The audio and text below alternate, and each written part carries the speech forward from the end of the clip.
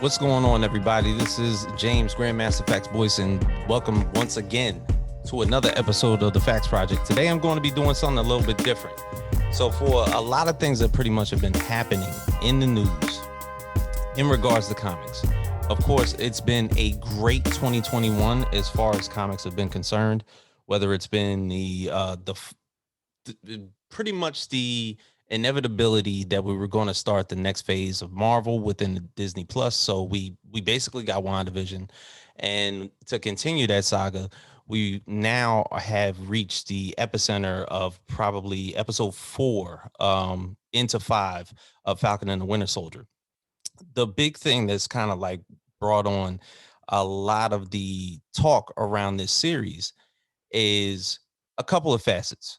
For one, a lot of people do not, and it's weird to even say it, is that a lot of people do not like to generalize the characters being brought up in this current day society and having to see topics unbeknownst to them brought up as either racist ideologies, and also prejudicial facets of how the comic worked, whether it was with Isaiah Bradley, whether it was with Sam himself, whether it was with Io, who has come from Wakanda to retrieve Zemo for the first time. Her even having the detrimental attitude to just like show off her true self, and it was wonderful to see her just like take hold of this entire series, bringing the Dora Milaje into this show, and just initializing himself early on, and just showing you exactly what it's like to be a fugitive of Wakanda, because the motherfuckers will come after your ass. And notice, this is not the first time. Okay, so when the Dora Milaje basically coming in there for Zemo, um, not only did they step on that territory and confront Bucky about it and say, "Hey, look, we coming," she actually gave him a couple days. And then pretty much after that fact whatsoever, she showed up. She was not trying to hear Bucky's excuses, and she showed out to the point where it left good old fake Proud Boy John Walker defeated. And that didn't resonate too well with a lot of audiences. That there was and also even the fact that Io had a fail safe for Bucky's arm. Like, come on. Wakanda has been a hidden nation for many years with a very, very potent resource of vibranium beneath them, which has been stolen from them in the past. For anybody that does not know, Ulysses Claw has stolen vibranium from Wakanda. And in that context, they went for years looking for this man because he was literally just out there, treating it like it was the black market. So I'm pretty sure when, of course, some stolen property, somebody who had killed their king before in the past, King T'Chaka, because Winter Soldier did that before. And they made sure that, of course, Zemo was ultimately responsible for Winter Soldier counteracting that action to where King T'Chaka died. But at the end of this, we got to think about it. Wakanda ain't the Dora Milaje is not no small facet in the Marvel universe. They are not protected by their king. They protect their king. They defend the kingdom and they protect the king.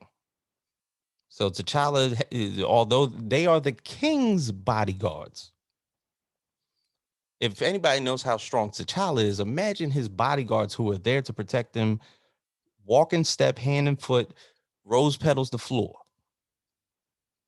This is exactly what they have. So I am ultimately satisfied by how this series has unfolded. I mean, no, I'm not even interested anymore of how it's going to dissolve with the revealing of the power broker or anything like that. At this point, there's 2 episodes left. There has to be a confrontation with John Walker. and Falcon has to become Captain America at some point in time. If it's not within this series, then when? We don't know. And that's the thing. It might be an open-ended question by the end of this, and it'll be sourly fucked up. But, in a couple months, we do get a Loki Disney Plus show, so everybody's mindsets will shift once again. In this same time frame, Invincible's going on. And I talk about this much, that it is still, to this day, one of the greatest comic series that ever was. It's a family story. There is goriness amongst OP characters.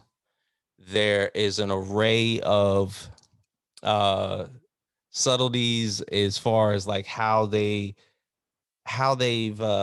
created parallels of some characters that you possibly seen between Marvel and DC. Note, this is an Image Skybound collaboration that has been around for years. Robert Kirkland, creator of The Walking Dead, created this show, and to see Mark Grayson on screen, to see Omni-Man on screen, and this storyline came out in 2003. It's beyond dope. It's beyond dope to anybody that's seen it. And I felt like it was rushed, like in the first 4 episodes, because those first 3 episodes that we got when it debuted were pretty much, I would say, 12 issues of the comic. Note a general single issue comic is about like 22 to 26 pages.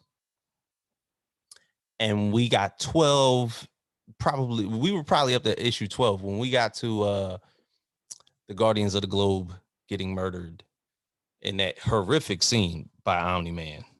And you're pretty much now trying to find out the motive of the Vitromites and why Omni-Man was picked as a protector of Earth. And what happened to him for him to start his family, get a little bit of ease and emotion inside of him, and he settled. But something snapped into him. It was like, okay, I got to get back on my job, because there's a dastardly plan behind this. And there's a lot more characters that people don't even know about that haven't even been introduced in this series. Battle Beast just got introduced, and that was beyond anybody's imagination. Now, note, Battle Beast is a pivotal character in the series. There's many more. There's even more Vitromites that are going to be introduced in this series.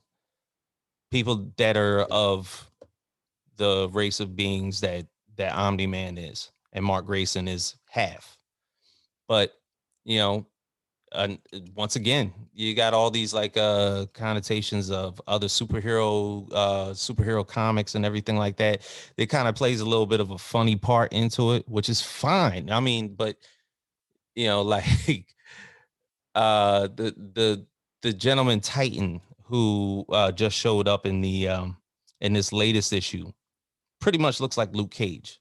He can conjure his entire body into stone. He can get shot at, won't happen. Sometimes it breaks off, but he's able to grow it back. And it almost looked like what season 3 of Luke Cage would have been if they'd have continued the show. Where Luke Cage at the end of season 2 looked like the only way for him to actually stay settled in his crime ring was to actually go bad. If he has to run the town, he's got to run the town like a boss. And I don't mean a boss like, like he's just waving to people in the street and everything. He's got to hold people accountable, hold people in check. And Titan devised this plan, utilizing Invincible to the best of his abilities. And now with I guess the disabling of Machine Head, he is now controlling the city. And he did all of that for the loving care and security of his family, notably his girl and his little daughter. He wanted to make sure they were safe. And you know what? He played his part. He definitely looked like he had some common sense. And Invincible is just showing like aspects of that. And the thing is, these are the type of comics that you wanted to see. Everything doesn't have to be Marvel and DC. Everything doesn't have to be superhero. Okay, we've lived in a world where comic books don't have to necessarily derive from people with capes. They don't have to derive from OP characters. Like the way I look at Invincible, although it shows an array of people with OP overpowered abilities, like it shows the vulnerability of them because of how gory the show is. It shows you that it's a little bit, it's more real than most. When you're seeing the gory side of, people actually getting fucked up by an OP character or another OP character, and exactly what they can do to a human body or exactly what they can do to another person.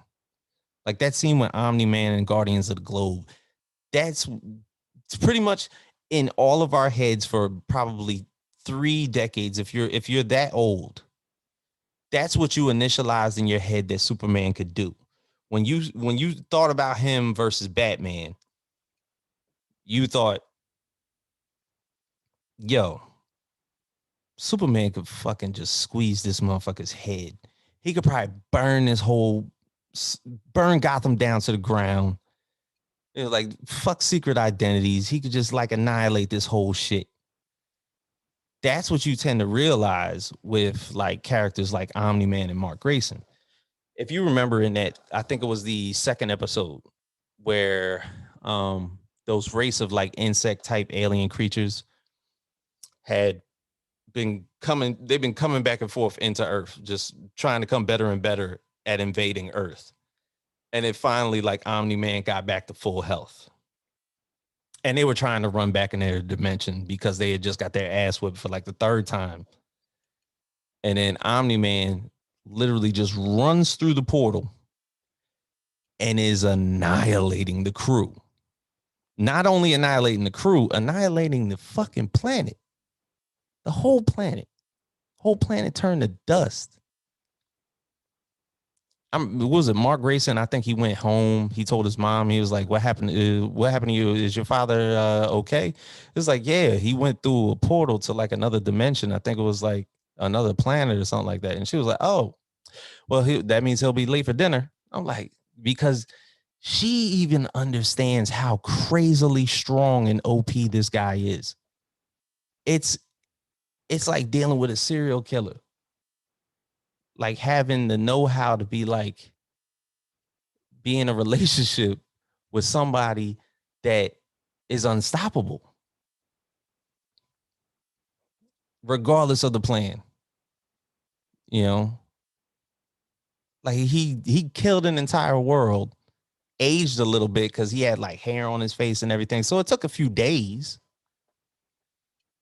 and then made it back home to make love to his wife. This is the shit we talking about,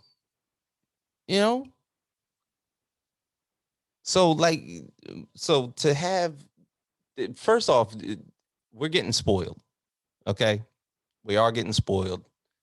Marvel and DC have had shows that have been on TV, and the movies that we're getting. Snyder Cut finally just got on TV earlier this month, maybe like a few weeks ago.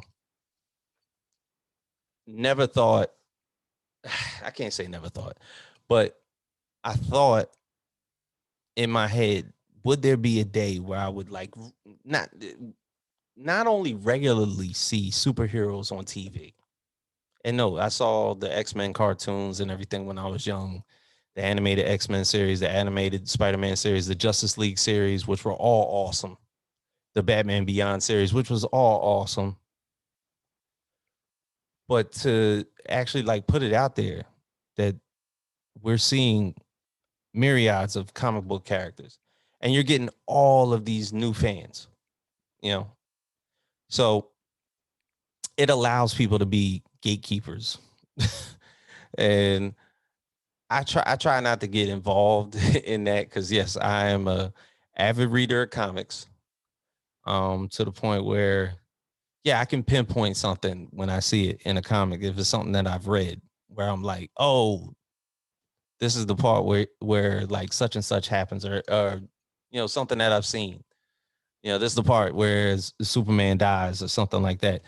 But the thing is, I've kind of gotten to the point where And I've had a small talk on IG lives with people about the difference or the juggling that tends to go on between source material and cinematic universes. There's only but so much you can do.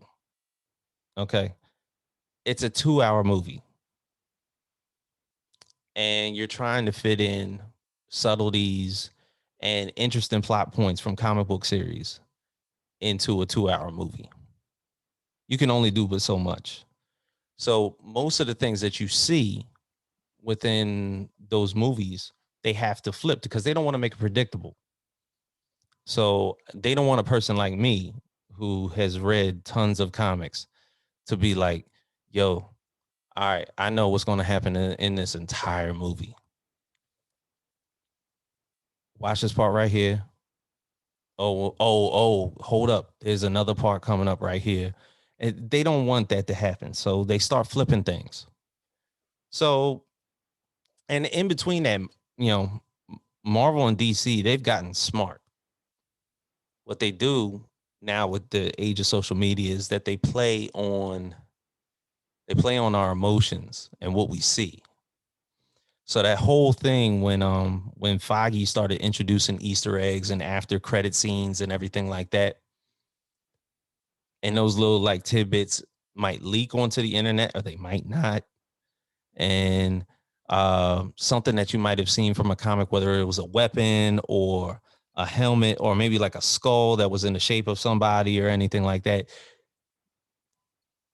The way that the world works now in the age of information is that if I can give you a hint and say somebody like me or even smarter than me that reads way into detail in the comics, when they find something that I'm pretty sure they've read that they possibly have, they get that gatekeeper aspect that only them would be able to point out that one thing.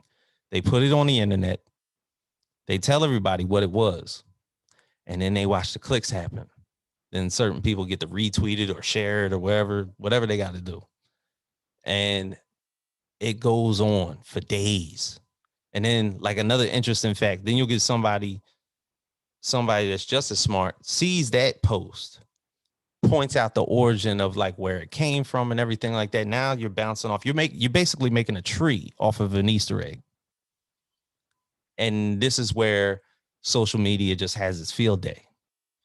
Then you'll get conflicting issues, negative reviews, arguments going back and forth about it. And it builds up into this fucking massive bubble of bullshit. All the while, Marvel, DC, and the people that, you know, have in this day and age worked for those companies or work for Disney or God knows who, WB, they just sit back and just let you do self promo. You know, I mean, shoot, as much as I try to give Zack Snyder the benefit of the doubt. Okay, he got screwed out of his first movie. He ends up finally putting a movie out. It was 4 hours long. Actually was a whole lot better than the first one. But the marketing and what it took to get that movie made is genius. You cannot say the fact that okay, generally when a movie sucks, there is no remake. That's just bottom line. You know what I'm saying? I mean, even if he was going to make another whack ass movie again, the fact that he got it done. But the thing is, it wasn't whack to me. To me, that shit was way better. Let's be real. Let's be real about it. Like that was it was a better movie. I'm not going to say it was like it didn't make me. It wasn't no coming to Christ movement or anything like that. But the thing is, he got a boatload of fans where he told people that he got robbed of his first movie. And if I put this out there as much as I can, and then he started to build up this army around it, and then he started calling those fans associate producers, and then they all got T-shirts. that said they were the associate producer of the Snyder Cut. And, like those people were given blue check marks on, like other podcasts and other he had influencers like basically like pushing this movie out and everything like that. Like, come on, bro, man, that's what Fortune 500 companies do. They get influencers involved. Those influencers have tons of followers. And then those tons of followers that they have, they push that onto them. You're going to probably get like a third of them motherfuckers to believe that shit. Then they're going to start peddling that out.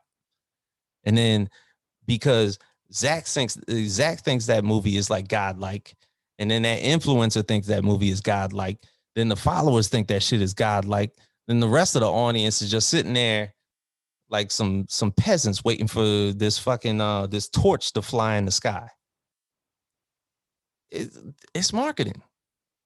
It's marketing 101, man. This is exactly what these guys do day in and day out. They just like pick their moments and they put it out there, and then there it is. Like it's there for it. And then when it finally drops, you know what I'm saying? Like even now, I don't know if it's died down a little bit, but now they want to restore the Snyderverse, which is like basically a continuation on what's going to happen with the Justice League, because they did leave it a little bit open-ended with that ending where Martian Manhunter just talked to Batman and basically told him that a war is coming. I was like, Martian Manhunter ain't fighting this whole fucking movie. He going to talk about a war is coming. But they left it open-ended in order for the movies to continue. But half of those actors dropped out because DC still doesn't know what to do with their talent. But it's not going to stop them from making movies. Everything that you see that are DC properties, Marvel properties, Image properties, Valiant properties, TKO presents and everything. I want to see everything hit the board. I want no comic book complacency to happen. Like, people have to realize everything is not going to be superhero. There's sci-fi. There's great sci-fi comics. There's tons of Star Wars, Marvel Star Wars properties within Dr. Aphra, or just the Darth Vader series that came out through Marvel. There's tons of storylines based on the comic books that they still haven't even approached yet, that are excellent, just as excellent as anything that they put on paper in hard covers or paperbacks, So I don't even think we've reached that potential yet. We haven't. We haven't reached the epicenter where there's a little bit of normalcy in a lot of the comic books that are coming out. Like I talk about it often, to where the old DC Vertigo label, back when it was just Vertigo before DC bought them and everything like that, like History for Violence, V for Vendetta, Watchmen, before they basically got Vertigo got bought out by DC. These are all properties of a comic book. Road to Perdition is a gangster flick that is also a comic book. V for Vendetta is a comic book. The Crow with Brandon Lee is a comic book. These are all comic books. Sometimes comic books put out the best material because they allow you to see, interesting socio-political storylines, science fiction storylines, fantasy storylines. Like most of the comic books that I have behind me, all these independent comic books and everything, I hope that all of them get adapted into some type of anything, because there's interesting creators all over the board. And they're putting out Kickstarters every day. And they're putting out great material. Like the fact that within the past couple of years, within the pandemic, that we've had the opportunity to see tons of independent filmmakers, tons of independent creators put out boatloads of work that people necessarily didn't know, including myself. And then you finally get to read these projects and it's like gold. It's just something that I feel as though everybody needs to see. So if you haven't taken the opportunity to get on Kickstarter and just look up comics, fund a project. Guaranteed, just read somebody's bio, read what the storyline is going to be like, see if it interests you, fund the project. If it gets funded and it gets in your hands, fund the next project they put out. Keep that going. By then, you have a boatload of stories, all right, that are pretty much in your hand. And you play a small piece in it. You know, I can say for a very long time, I wanted to put my own storylines out. I love to read. I love to read the comic books that I'm getting. I love to talk to the creators that I've been able to talk to. It's an excellent time for comics. It's an excellent time for comic podcast.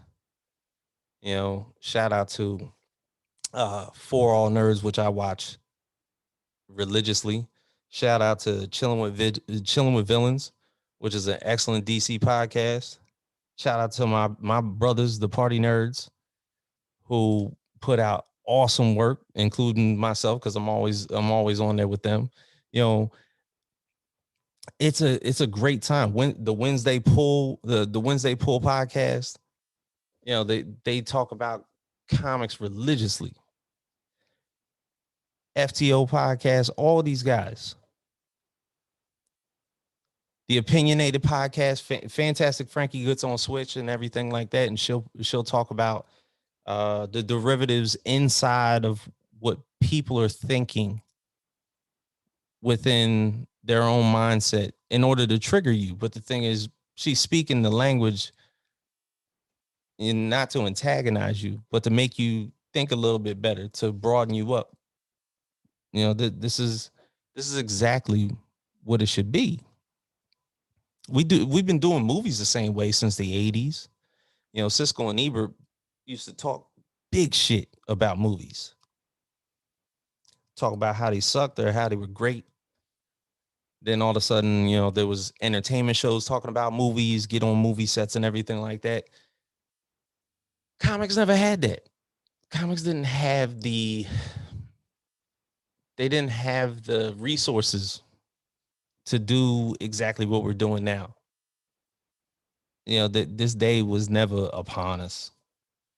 It was just going to be comics brought out every Tuesday or Wednesday. You get to go. And the thing is, like, Comic-Cons are not what they were back in the 80s and the 90s. For everybody that does not know, they were Star Trek conventions. And all of a sudden, a bunch of they allowed comic book guys to come in and do dollar bins and everything like that. And it evolved from there because comic shows started to comic book driven shows started to come out, where DC started to do Batman with Michael Keaton, and all those animated series that I talked about earlier started to come out. And then the ball started to roll. Then it was Comic-Con. There is no Star Trek conventions anymore, which is a shame because I love Star Trek. You know, like Star Trek Discovery right now is fire. I'm sorry. But, you know, but to be a nerd in this age is cool as shit. It wasn't all that grand voila as it is back in the 80s, late 80s, early 90s. When I was a kid, none of this shit was cool. You had a select number of friends that you kept that shit to, and y'all rapped about it in detail. You never let that shit out of that circle. That was it. But enough of my ranting. All right. So for everybody, thank you guys for being here. I appreciate everybody. Facts Project. We are out.